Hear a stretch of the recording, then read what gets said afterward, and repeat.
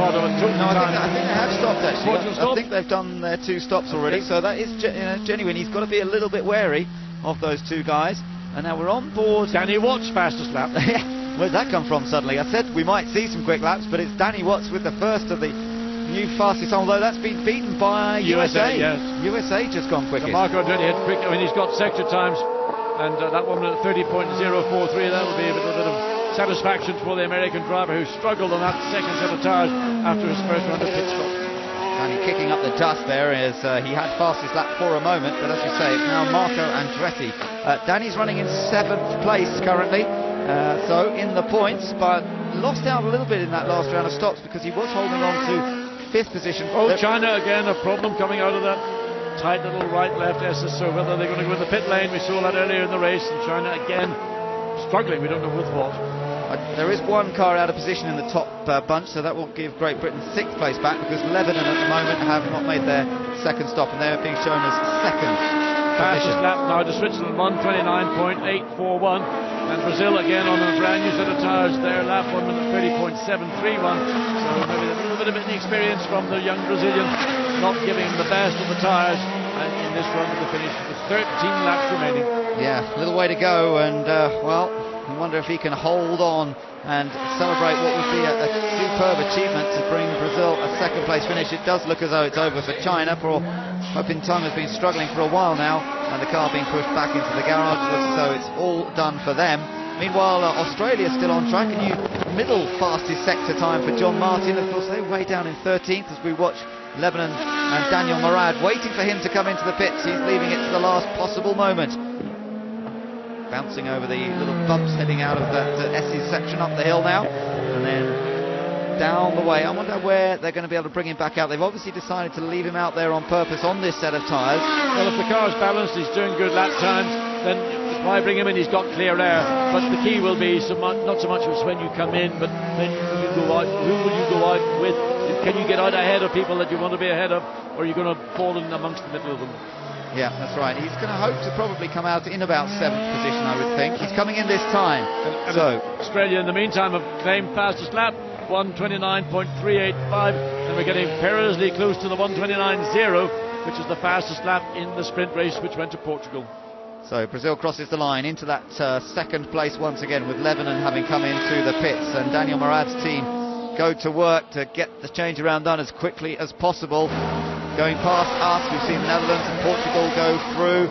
Malaysia's rejoining, by the way, after a long time in the pits. Malaysia, the yellow car there, rejoining just in front of Great Britain, and gets... Ooh, that was a bit close, wasn't it? Danny's the closing speed of Danny Watts is probably a bit quicker than they anticipated, but he managed to duck out and get down the inside. And sure enough, Lebanon rejoin in 7th place, as we thought. So way ahead of Team USA. Marco Andretti is still in the points, running in 8th. Indonesia, by the way, running in 9th place. And Zahir Ali again on target for Indonesia's first points of the season, with a little advantage over Italy. Italy running in 10th and India in 11th place. So all the eyes are together at 9, 10 and 11 in the positions at the moment. But Indonesia, Zahir Ali, great job from him so far. Let's hope he can hold it together for the remaining 12 laps. Good to know that Malaysia are back out. But let's get some more reaction from the pits now. There was an incident early on that took New Zealand out of the race, and Hinch has caught up with driver Earl Bamber. I'm here with Earl Bamber. Earl, great start to the race. You were running a competitive 3rd, and then that incident with Malaysia. How did you see it? Oh, I mean, we weren't quick enough to start off with, but we were defending, and we came down into turn 12, and you know, we were braking on the inside, and he just hit us up the ass, and that was it. You know, we're in the gravel trap. It was not the only incident that Malaysia was involved in. Is this a bit of a trend from Peru? What do you think? I didn't get any of that. No worries, man. We'll catch up with you later. Yeah, I mean, hopefully for the next race we can be better. We can always be improving. I think we improved over the weekend, and being in the top 3 of the qualifying wasn't too bad. It was just a shame for the guys about what happened in the end, you know, with the incident. So, you know, let's just look forward to the next race in Portugal. All right, tough luck, mate. Thanks. Thanks, Hinch. A bit noisy down there on pit wall. They're struggling to hear each other, I think, but Well, a great shame that we lost New Zealand early on in that race, and Malaysia back out again, John, after whatever the problem was.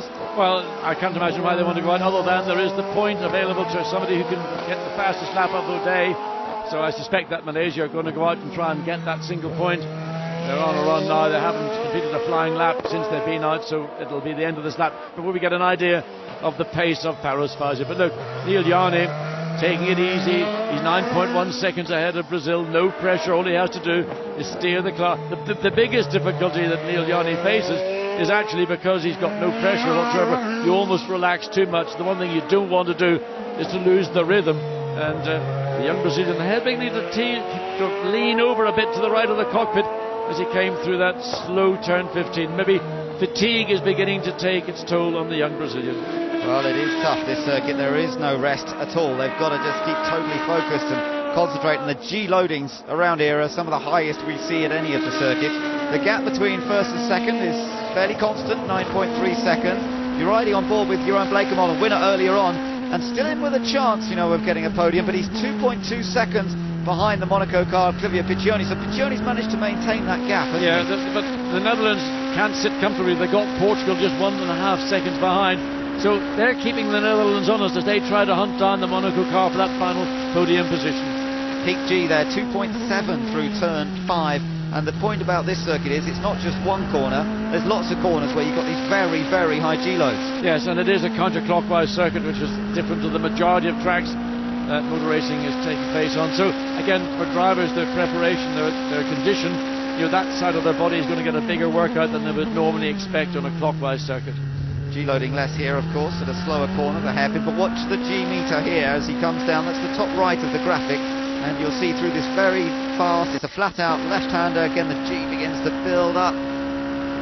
About 2.4 maximum there, not quite as high as some of the others, but still one way, then the other. The neck really is taking a lot of load around this circuit. Yeah, the thing with G loads is if it's a very short G load, it's not the problem. It's where you've got an exceptionally long corner where the loading lasts for maybe over a second, maybe a couple of seconds. That's where it gets really tiring. The quick sort of high peak and then drop off again, you can deal with relatively easily.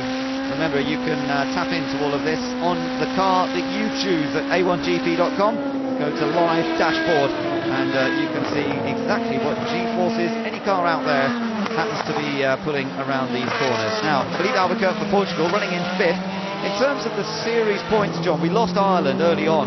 Of course, Portugal looking forward to their home race, and they're now sitting in 5th place, but they were tied with Switzerland coming into this race after the events of this morning. Switzerland are leading, so Portugal are going to drop back to 3rd, and both, Switzerland in particular, are really going to be knocking on Ireland's door now. Well, I would think that if the situation remains the same, Ireland are going to drop down from the lead in the championship. They had 12 points advantage. It's 15 for a win, and whoever gets the fastest lap, well, Switzerland will probably not bothering for that now, but certainly that should put Switzerland 3 points ahead of Ireland, with Portugal closing down on Ireland as well. That's right. So yes, for 5th place, if it stays where they are at the moment, Portugal will pick up 6 points, so they will still be behind Ireland by 6 points. But Switzerland, as you say, will become the new series leaders. So the reigning title holders, of course, back-to-back victories has never been done in A1GP in terms of nations taking the title and carrying on to defend it the following year. But Team Switzerland very strong with Neil Yarney. There's the whole team: Max Velti, James Robinson to the right of shot. What a strong team this is. Well, to achieve success, the first obvious thing is you've got to stay out of trouble. You've got to finish. The issue about what happened with Team Ireland and Team Malaysia in turn 5, we only got that one view of it, and to make a judgment on that, I'd like to see some others, to see how much room was given to Malaysia, or whether Farouzi felt that he was totally compromised. India on the attack. Whoa, diving down the inside. Yeah, trying to take 10th this is for the final point, so there's quite a lot at stake, and you can see that Narain Karthikeyan in the blue car really throwing everything he's got now at Eduardo Piscopo. Well, I don't know whether Narain sort of found a bit of pace. Let's have a look at his lap times. 31.6, and Piscopo doing the same time, but Narain sliding the car around. You don't want to do that. A, you lose time doing it, and B, you put more load into your tyre than you need to do. And only just ahead of them is the Indonesian car, having its best outing of the year so far in the hands of new driver Zahir Ali. You know, in many ways, that's got to be one of the drives of the day, because all the adversity that Zahir Ali has had to deal with over the weekend, and I mean had probably less track time than anybody else here, and doing a very good job. And in fact, I think he might be driving himself into a permanent seat, because Satri Hermanta, looking at the car off the track, is that yellow and red